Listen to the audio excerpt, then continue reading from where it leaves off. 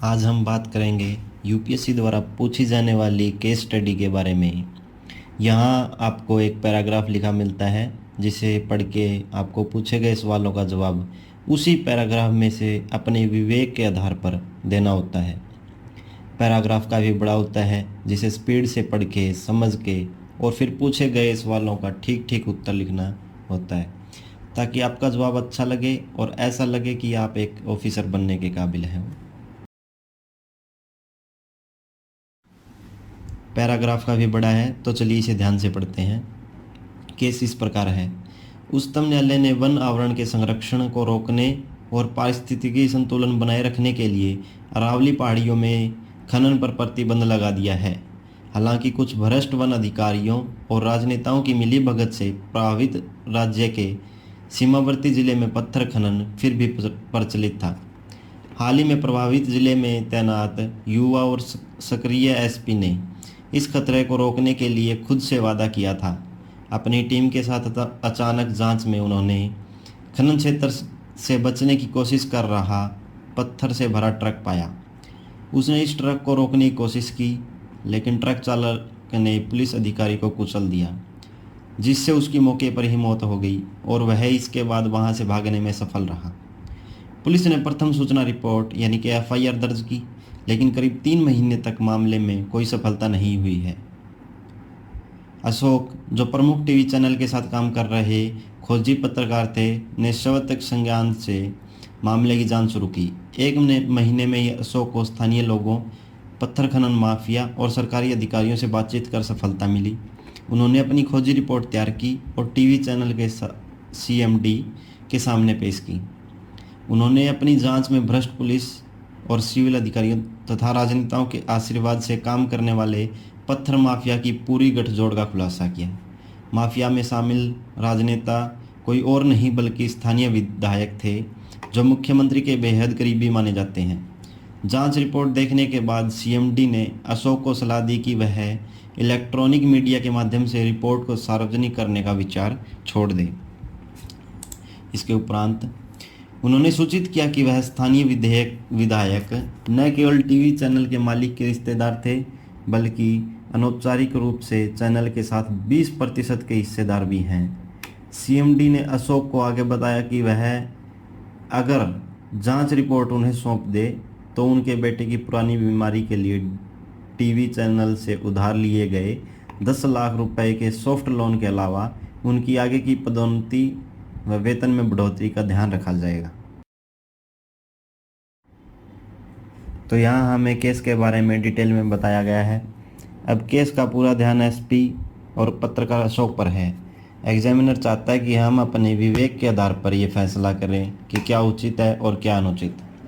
उत्तर लेखन में यह ठीक होगा कि हम खुद को इन स्थितियों में रखें और उस आधार पर फैसला करें, लेकिन यहाँ यह भी ध्यान रखना होगा कि खुद के फायदे के लिए हम नैतिकता को पीछे न छोड़ दें और मात्र खुद के लालच के लिए हम एक बड़े वर्ग को नकारात्मक तरीके से प्रभावित न कर दें। इन्हीं बातों को ध्यान में रखकर चलिए पढ़ते हैं पूछे गए सवाल।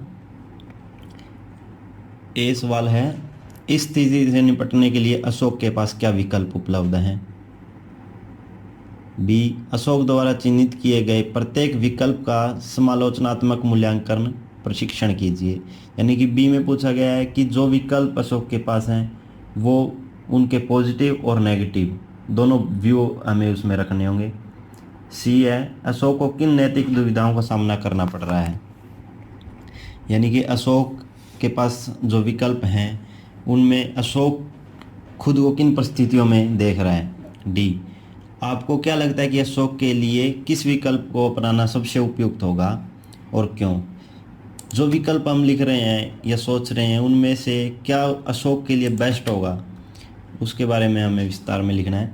ई पूछा है, उपयुक्त परिदृश्य में आप ऐसे जिले में तैनात पुलिस अधिकारियों के लिए किस प्रकार के प्रशिक्षण का सुझाव देंगे जहां पत्थर खनन की अवैध गतिविधियां शामिल हैं। यानी कि जिस क्षेत्र में पुलिस अधिकारी, जहां पत्थर खनन माफिया हैं, पहाड़ी इलाके हैं, पेड़ पौधे हैं, जंगल है, ऐसे क्षेत्रों में तैनात पुलिस अधिकारियों के लिए प्रशिक्षण किस प्रकार का होना चाहिए, बजाय कि जो पुलिस अधिकारी आम इलाके में नागरिक जो शहरों में बसे हैं, गांव में बसे हैं, उनके अलावा जो पहाड़ी क्षेत्रों में बसे हैं या जहां खनन का काम चल रहा है, उन क्षेत्रों में तैनात पुलिसकर्मियों के लिए प्रशिक्षण किस प्रकार अलग होना चाहिए।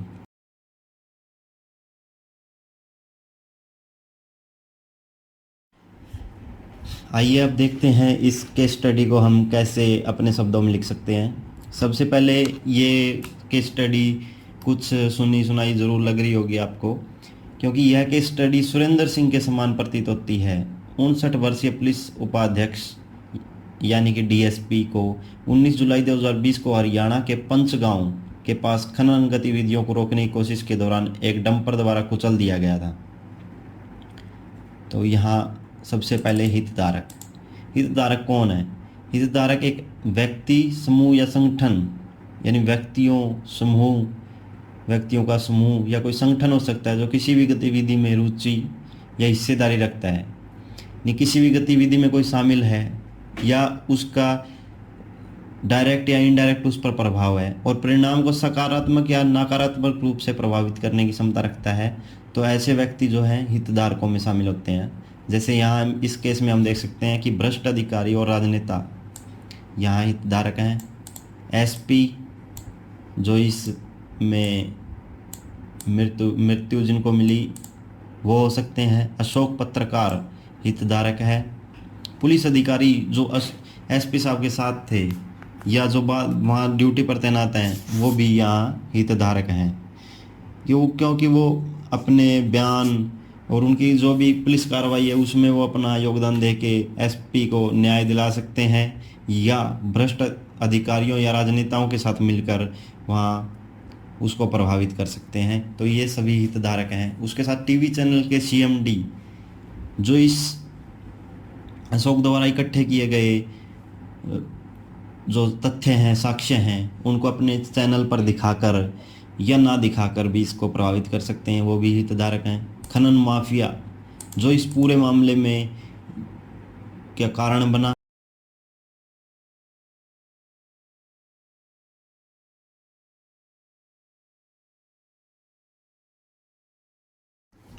और उसके बाद है न्यायतंत्र यहाँ सबसे महत्वपूर्ण है, क्योंकि न्यायतंत्र के आधार पर ही यह फैसला होगा कि यहाँ न्याय होगा या अन्याय। उसके बाद स्थानीय विधायक जो इस पूरे मामले में जिनके कारण ये एक अवैध खनन का काम चल रहा है। उसके बाद स्थानीय लोग भी यहाँ शामिल हो सकते हैं, क्योंकि अपने छोटे लाभ के लिए वो इसमें संलिप्त हो सकते हैं, लेकिन अगर वो न्याय में भी महत्वपूर्ण हो सकते हैं, क्योंकि पुलिस कार्रवाई में उनका एक अहम योगदान हो सकता है। वो सबूत इकट्ठे करने के लिए महत्वपूर्ण हो सकते हैं। उसके बाद मुख्यमंत्री, क्योंकि स्थानीय विधायक जो इस पूरे मामले का कारण है वो मुख्यमंत्री के काफ़ी नज़दीक हैं, तो न्याय में मुख्यमंत्री का भी काफ़ी योगदान है। तो ये लोग हितधारक हैं जो इसमें अपना सकारात्मक या नकारात्मक तरीके से इसमें शामिल हो सकते हैं।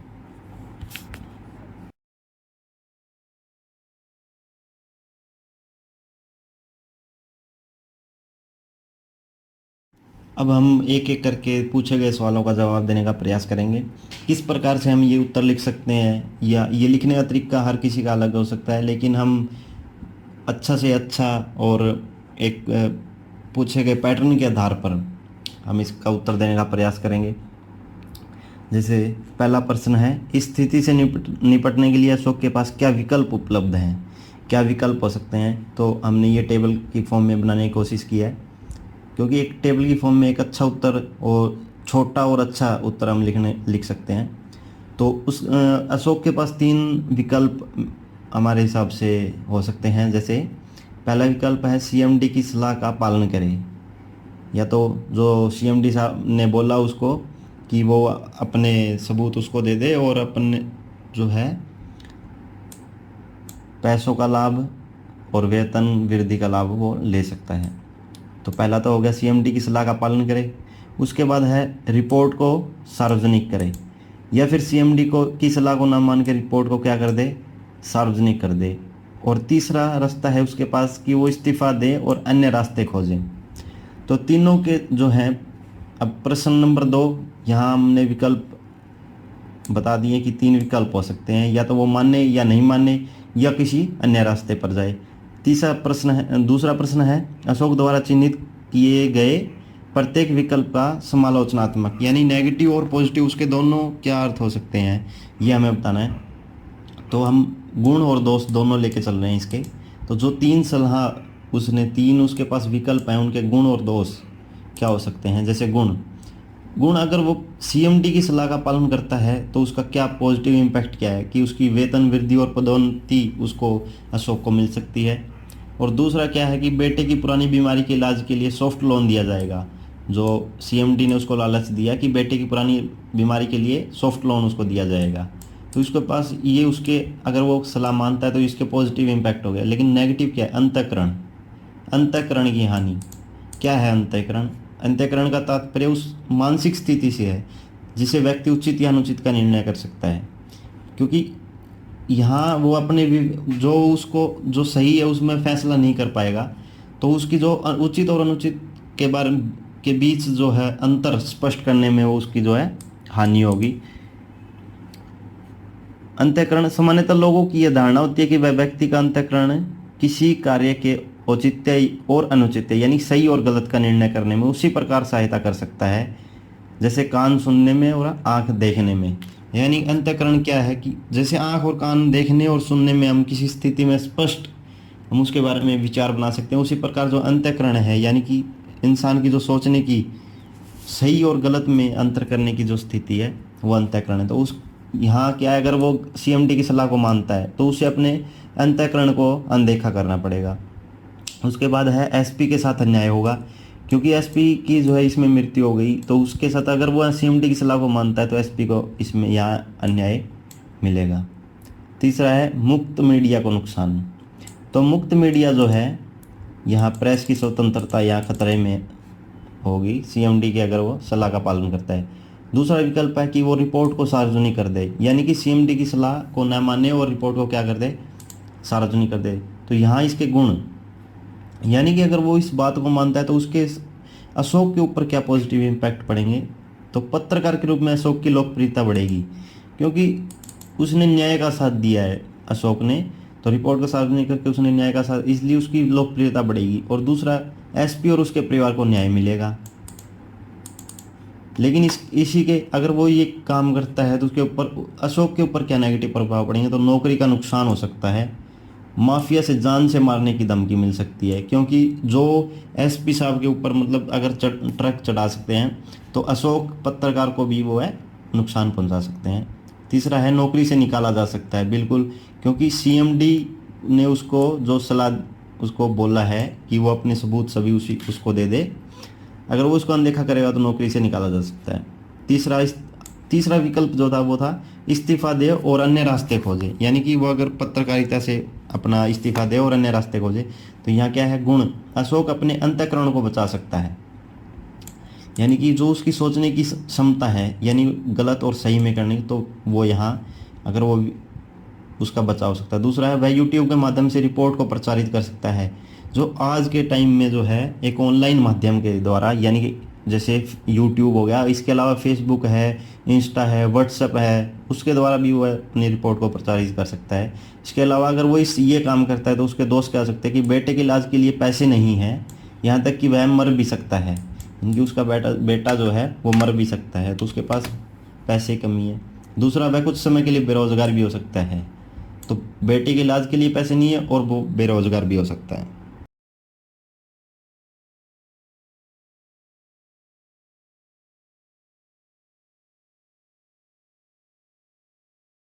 अब हमारा अगला प्रश्न था कि अशोक के सामने क्या नैतिक दुविधाएं हो सकती है। नैतिक दुविधा, नैतिकता क्या है, कि वह क्या सही है और गलत मानते हैं, कि आप किस चीज़ को सही मानते हैं और किस चीज़ को गलत। इसको देखने का सबका अलग अलग तरीका, किसी को कोई चीज़ सही लग सकती है और किसी को वो गलत। तो अशोक के समक्ष नैतिक दुविधाएं क्या क्या क्या थी कि व्यक्तिगत विकास बनाम सामाजिक न्याय, यानी कि व्यक्तिगत यानी खुद का विकास हो सकता था, और बनाम है सामाजिक न्याय यानी कि न्याय, दोनों जो है। तो उन्हें वेतन वृद्धि और पदोन्नति मिलेगी, लेकिन यह एसपी के परिवार के साथ अन्याय होगा। अपराधियों की को सजा जो है कभी नहीं मिलेगी। दूसरा, उनके बेटे की भलाई बनाम स्वतंत्र मीडिया। उन्हें अपने बेटे के इलाज के लिए आसानी से ऋण प्राप्त हो सकेगा, लेकिन जो है लोकतंत्र का चौथा स्तंभ मर जाएगा, यानी कि मीडिया जो है न्याय दिलाने में सक्षम नहीं होगी। तीसरा जो है, भ्रष्टाचार बनाम एसपी के परिवार को न्याय। तो भ्रष्ट राजनेताओं और माफियों के बीच साठगांठ और बढ़ेगी। भविष्य में पुलिस अधिकारी कठोर कार्रवाई करने में कम आत्मविश्वास महसूस करेंगे, क्योंकि उनके सामने एक एग्जाम्पल सेट हो जाएगी कि एक एसपी जो है, वो एसपी को जब अगर न्याय नहीं मिलेगा तो वो तो बहुत छोटे लेवल के अधिकारी जो हैं इस काम में कभी भी अपना इंटरेस्ट नहीं शो करेंगे। अगला है साठगांठ बनाम नैतिकता। अशोक की नैतिकता और सदाचार मर जाएगा। भविष्य में और भी माफिया जो है उभर कर सामने आएंगे।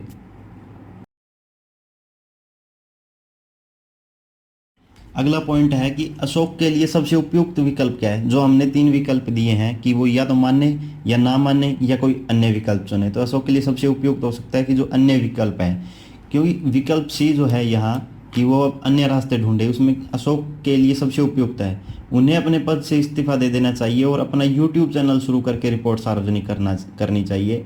इसके अलावा उन्हें अन्य मीडिया चैनलों में भी नौकरी के लिए आवेदन करना चाहिए, क्योंकि कुछ चैनल अपने लाभ के लिए काम नहीं करते, बल्कि वो मीडिया को जो है चौथा स्तंभ मानते हैं। ऐसे ऐसे चैनल में उसको जो है पैसों की भी परेशानी नहीं होगी और वो जो है अशोक को एक अच्छा विकल्प हो सकता है। इस तरह मीडिया चैनल भ्रष्ट राजनेताओं, लोक सेवकों और खनन माफिया के गठजोड़ के पीछे की सच्चाई सामने आएगी। तो ये है जो सबसे अच्छा विकल्प अशोक के लिए, यही विकल्प सी है। हमारा 5वां सवाल है कि ऐसे जिलों में तैनात पुलिस अधिकारियों के लिए प्रशिक्षण का प्रारूप जो है। जो अन्य क्षेत्रों में जो पुलिस तैनात है, जो सामान्य क्षेत्रों में तैनात है, वहाँ के अलावा जो ऐसे इलाकों में जो पुलिस तैनात है उनके प्रशिक्षण में क्या अंतर होना चाहिए। तो उसमें क्या है कि कठिन इलाके में वाहन ड्राइविंग प्रशिक्षण मॉड्यूल होना चाहिए, कि ऐसे क्षेत्रों में जहाँ पहाड़ी इलाके हैं, जंगल हैं, वहाँ जो ड्राइविंग काफ़ी मुश्किल होती है, तो उसके लिए जो है उन्हें अलग से प्रशिक्षण मिलना चाहिए। निगरानी के लिए ड्रोन जैसे आधुनिक तकनीक जो है, जो आज के टाइम में जैसे कैमरा है, ड्रोन है, एक खनन माफियाओं से दूर बैठकर जो है उनके ऊपर जो है अवैध गतिविधियों पर नज़र रख सकते हैं। इसके अलावा आधुनिक हथियार और प्रशिक्षण प्रदान किया जाना चाहिए। ऐसी साइटों पर छापेमारी के लिए मानक संचालन प्रक्रिया, यानी कि एक संगठन जो है, स्पेशल सेल्स जो हैं ऐसे गठित किए जाने चाहिए ताकि उनके ऊपर जो है अब कार्रवाई की जा सके। 24/7 यानी 24 घंटे केंद्रीय नियंत्रण कक्ष यानी कंट्रोल रूम से पूर्ण समर्थन और संचार मिलना चाहिए, ताकि जरूरत पड़ने पर समय रहते जो है सहायता पहुंचाई जा सके। तो इस तरीके से हमने 5 जो सवाल पूछे थे और दिए गए पैराग्राफ के आधार पर हमने इनका सही से सही जवाब लिखने की कोशिश की। अब अंत में हम इसका निष्कर्ष देख लेते हैं। ये भारत एक लोकतांत्रिक देश है और मीडिया लोकतंत्र का चौथा स्तंभ कहा जाता है। इसलिए मीडिया की जिम्मेदारी है कि वह सच्ची रिपोर्ट प्रकाशित करे और भ्रष्ट लोगों को बेनकाब करे। मीडिया वह है जो सबूत पेश करती है और उसके बाद ही न्यायपालिका निर्णय दे सकती है। तो मीडिया को कोशिश करनी चाहिए कि अधिक से अधिक लोगों को जो है न्याय, और मीडिया सच में संविधान का चौथा स्तंभ स्थापित करने में खुद में सक्षम हो। तो ये था आज का हमारा टॉपिक, केस स्टडी जो यूपीएससी के मेंस 2022 में पूछा गया था। इसी के साथ चैनल को लाइक करें, शेयर करें और सब्सक्राइब करें। Thank you very much.